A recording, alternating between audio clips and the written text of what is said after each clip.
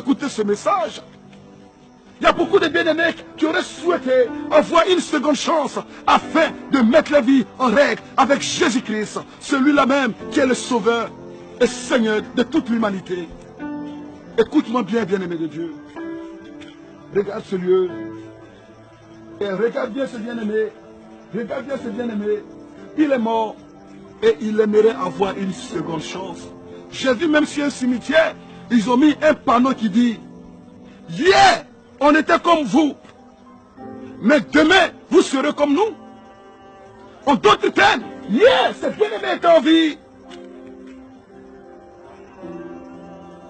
Mais demain, c'est nous qui allons les rejoindre. Lorsqu'on parle de la mort, les gens ont peur. Bien-aimé de Dieu, si tu as peur de mourir, tu dois avoir peur de vivre. Et en même temps, sache que nul ne peut aller au paradis sans passer par le châtiment de la mort. Alors la mort est un passage obligé pour tous. Et une autre chose, même le Seigneur Jésus-Christ, le Fils de Dieu, avant d'accéder au ciel, il a fallu qu'il meure avant de ressusciter le troisième jour. Ensuite, accéder au ciel et s'asseoir à la droite de Dieu le Père. Regarde bien ce lieu, bien-aimé de Dieu. J'aimerais pas que tu viennes ici sans pour autant connaître le Seigneur Jésus-Christ. Voilà pourquoi j'aimerais t'exhorter aujourd'hui. Mets ta vie en règle vis-à-vis de la parole de Dieu. Mets ta vie en règle vis-à-vis de Dieu. Lorsqu'on ne te parle de Dieu, tu dis, je suis trop jeune pour vivre une vie chrétienne. Mais j'aimerais te poser la question de savoir, quel est l'âge pour aller au paradis? Et de même, quel est l'âge pour être qualifié pour l'enfer? Il n'y a pas d'âge pour aller au paradis. Et il n'y a pas aussi d'âge pour aller en enfer. Alors si tu penses que tu es trop jeune pour donner ta vie au Seigneur Jésus-Christ, en d'autres termes, tu es en train de confesser que tu es prêt pour aller en enfer. Parce que demain ne t'appartient pas et ton souffle de vie ne dépend pas de toi. Alors j'aimerais finir ce message pour te dire, tous ceux qui sont ici, malheureusement, ce lieu est silencieux. Il y en a de parmi ces bien-aimés qui allaient en boîte de nuit s'amuser. Où sont aujourd'hui les DJ qui les amusaient? Où est aujourd'hui la musique qui les faisait danser? Regarde ce lieu, écoute ce silence. Je vais me taire pour quelques secondes et écoute le silence qui règne en ce lieu. Il n'y a plus de musique de coupé décalé. Il n'y a plus de musique de DJ. Il n'y a plus de jeu de lumière. Voici la finalité de ceux qui se confient dans la chair. Il y a encore de l'espoir pour toi, enfant de Dieu.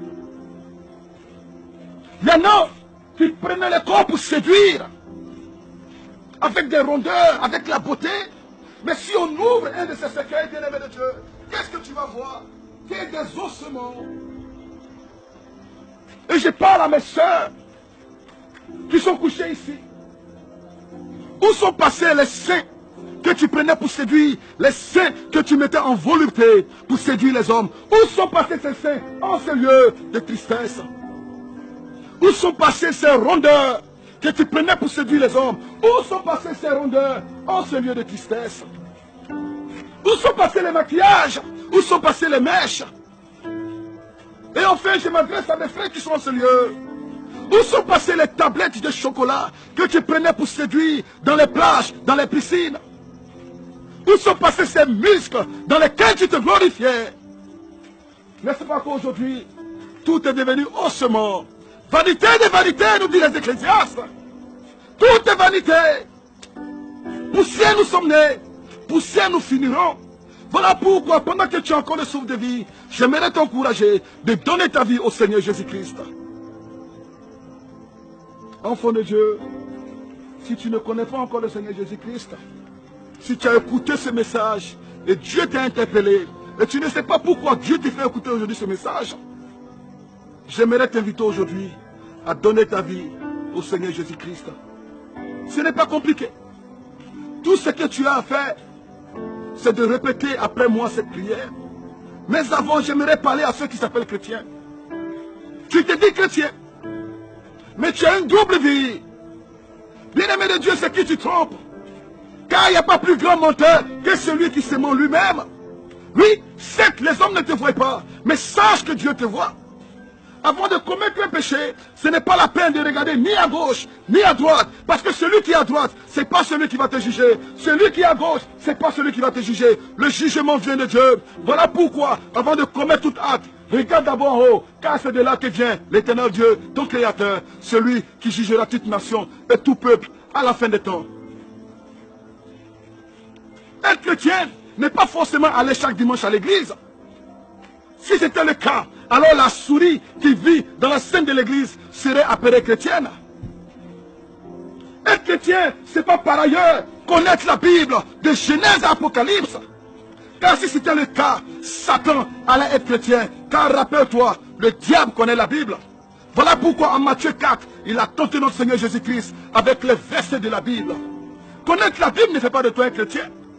N'est-ce pas que Judas connaissait les Écritures? Est-ce pour autant qu'il a été sauvé? Voilà la question. Un chrétien par ailleurs, ce n'est pas de prier matin, midi, soir. Ce n'est pas de jeûner matin, midi, soir, sans pour autant mettre la parole de Dieu en pratique. Si jeûner faisait de toi un chrétien, si prier faisait de toi un chrétien, alors les musulmans seraient chrétiens. Parce qu'ils prient combien de fois par jour? Et dans l'année, ils prennent 40 jours où ils se consacrent au jeûne. Est-ce pour autant qu'ils sont chrétiens? Est-ce pour autant qu'ils sont sauvés? Voilà la question. Et enfin une dernière question. Est-ce que être chrétien, c'est d'enregistrer plusieurs prédications dans ton portable, dans ton ordinateur? Être chrétien, c'est d'avoir les CD de tous les hommes de Dieu du monde, sans pour autant mettre un seul verset en pratique. Bien-aimé, ce n'est pas le temps d'écouter, c'est le temps de mettre en pratique. Nous avons trop écouté la parole de Dieu. Le temps est venu de la mettre en pratique, car écouter la parole de Dieu n'est pas ce qui sauve. Ce qui sauve, c'est de la mettre en pratique. Alléluia.